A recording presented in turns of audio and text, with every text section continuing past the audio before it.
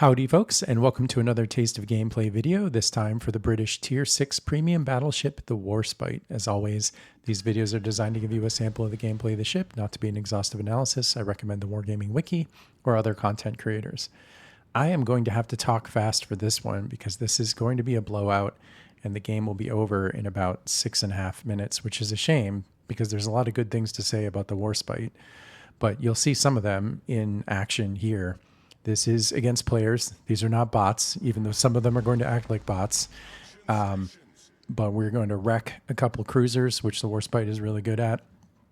The biggest thing about the Warspite is, especially for a Tier 6 battleship, the guns really slap. I mean, they just really hit hard. You get 8 of them in 4 turrets. The reload is 30 seconds, but they're 381s, which means they overmatch all the way up to 26.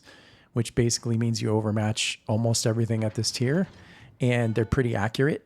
They don't have an amazingly long range, but you do get a spotter plane, and they're just very functional. Like, they really work well. It kind of reminds me of like a battleship version of the Pensacola. I like the Pensacola because I feel like I just get a lot of citadels with the Pensacola, and I feel the same way about the Warspite.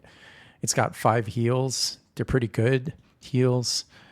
I mean, it doesn't have anything else, but then what do you want? Or it's a Tier 6 battleship. It's kind of short and squat, which I like.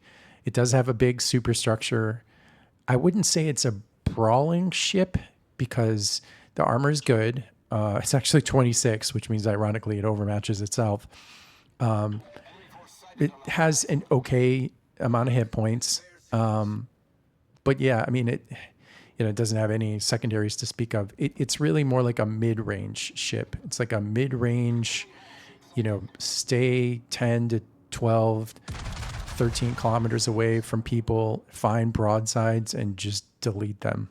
It's going to take me a couple shots to dial in the aim here. I mean, that was already 5k damage into that Omaha. Admittedly, I'm going to get a couple of paid actors here, so that definitely helps. Of course, you get that sometimes at Tier 6.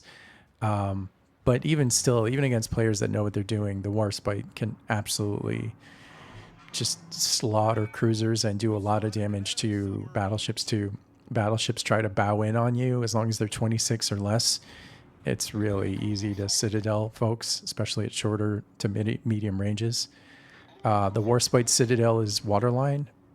It definitely can be hit, but it's, it's pretty tanky. Not so tanky that I would brawl with it. I'm going to completely whiff this shot. I'm not quite sure why. I guess it's because he's sailing away and I aimed a little low. But yeah, the Citadels haven't showed up yet, but just wait a second. They're coming. Yeah, I really enjoy playing the Warspite. I usually have fun in her. Would I recommend picking this one up? Yeah, I absolutely would. There was a time when it was available like for super duper cheap, if I remember right, which I think is when I ended up with it. Is this when I'm going to start destroying people? I mean, this Omaha is just asking for it, right? It's just, yeah, okay. Well, that's one. That's the other thing. The alpha on these AP shells is really good. I think it's like 10,500, something like that. I didn't look it up, but it's really good. So yeah, I mean, that's what this ship is about. Staying at mid-range. This sub-player. The first thing they said in chat was, go F yourself, and now they're just inting into the game. The player base sometimes. I mean, admittedly, most battleships would have no trouble citadeling Trentos and Omahas for sure. So in that sense, it's not a great... You kind of have to take my word for it that it's really good at just overmatching battleships because the guns are accurate. They're 381s and they have really good pen. I would stick with the AP mostly in this ship. I think the HE is a missed opportunity. Look at this guy. Okay. Any bets on whether I delete that Omaha? Oh, look, I delete that Omaha. Anyway, that never stops being fun. If you want to sail broadside to people in a cruiser, don't pick the Omaha. Don't pick the Omaha. You gotta be a little more subtle than that in an Omaha. So yeah, that's 2 Citadels, up to 30k damage. Again, I mean, you know, I'm not going to get a chance to have too much more battle impact than this in this game because, I mean, we're just going to absolutely crush this flank and then the game's just going to be over. I think we point out the other team. Like, we literally get them to 0 points, which hardly ever happens to me anymore in World of Warships. But they don't cap anything. I think they're trying to cap the center cap, but am I going to get any? No, I mean, I get a penetration there, which, you know, I do think I eventually delete this guy as well. This Trento. This Kamikaze's trying to smoke me up, which is very nice of him, but